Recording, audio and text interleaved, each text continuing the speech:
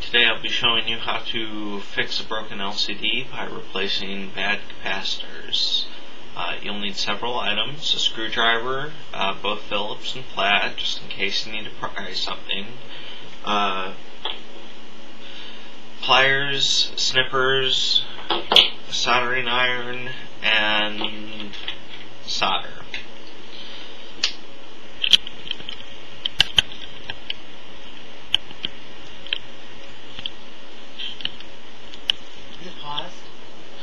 Alright. Once you get the plastic bezel removed from the monitor, you'll end up with something that looks like this. What we're wanting to do is take this back plate off, remembering where everything plugs into.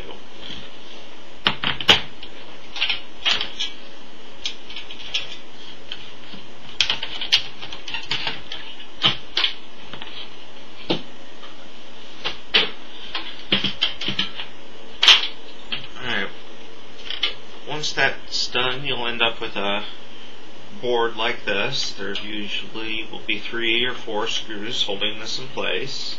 Once those are removed, pop it out.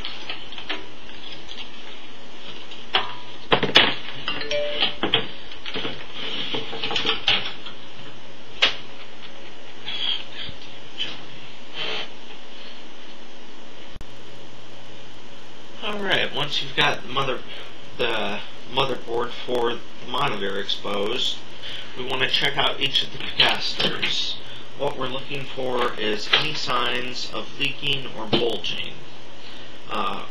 Once you find the capacitor, in this case it's this one here, that's bulging, you locate the solder point on the opposite side of the board. So these two plates just kind of matching up. To remove the bad cap, you take the pliers, get a firm grip on the capacitor you'd like to take out, and then take the soldering iron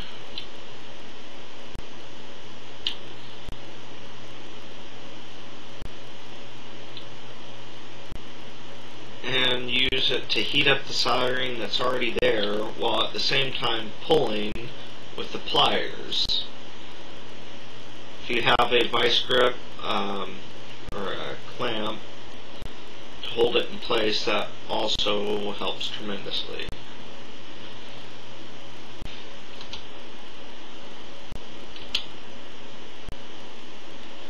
Now I'm going to pause the video while I go through this. This will take just a moment, and I'll show you how to reattach the new ones.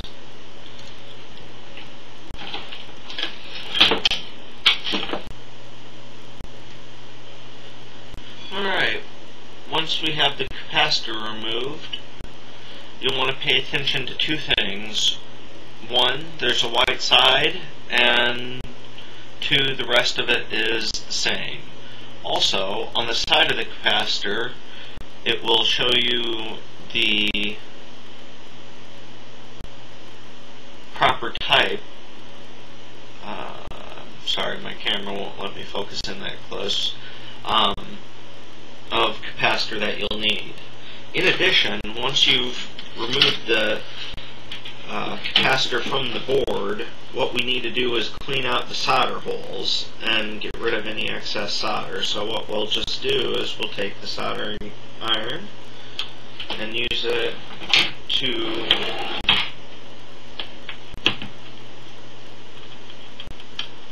heat up and clean out the remaining solder. If you have solder wick, I'd recommend it. It works great. You just put it on there, heat it up, and you're good to go. Alright, so what we're doing is making sure there's enough of a hole there for the new capacitor to fit through. So we'll go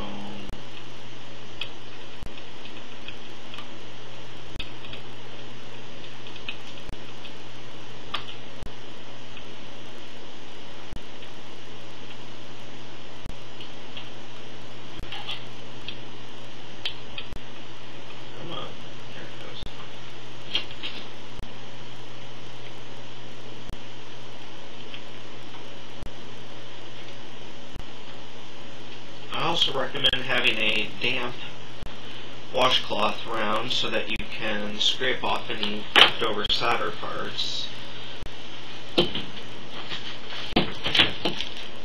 Now, the new capacitors. I'd recommend getting solid capacitors as opposed to open ones like this, but this is what I happen to have. Note, it also has the white side and then black all the way around. What you want to do is take a look at the board itself.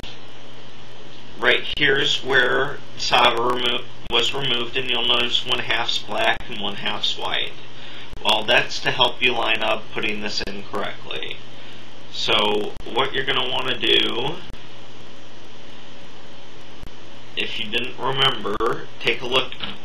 If you didn't remember what it looked like when you came out, take a look at the other capacitors and match up. The white on these all face the black direction, so we want to take that, put it in place, facing the same way that the old one was, push and hold, and now bend down the leads.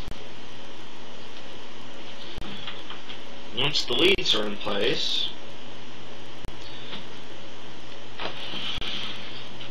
we simply take a little bit of solder,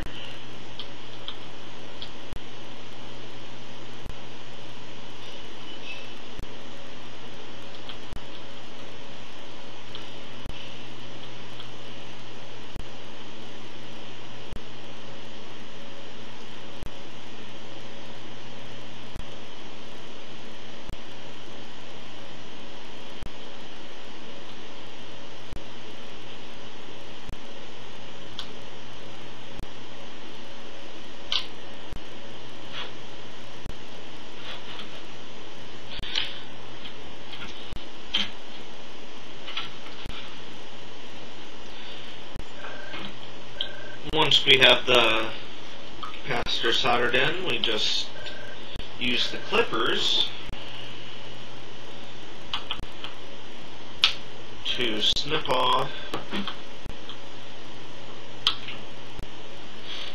the leads. Those go in the trash. And now we have a replaced capacitor. Now we plug everything back in and you should be good to go. Here's a better picture of the bulged capacitor. What you notice is, and there's some damage there from the pliers, but you'll notice that the top, instead of being completely flat, has started to bulge out, and that's an indication of failure.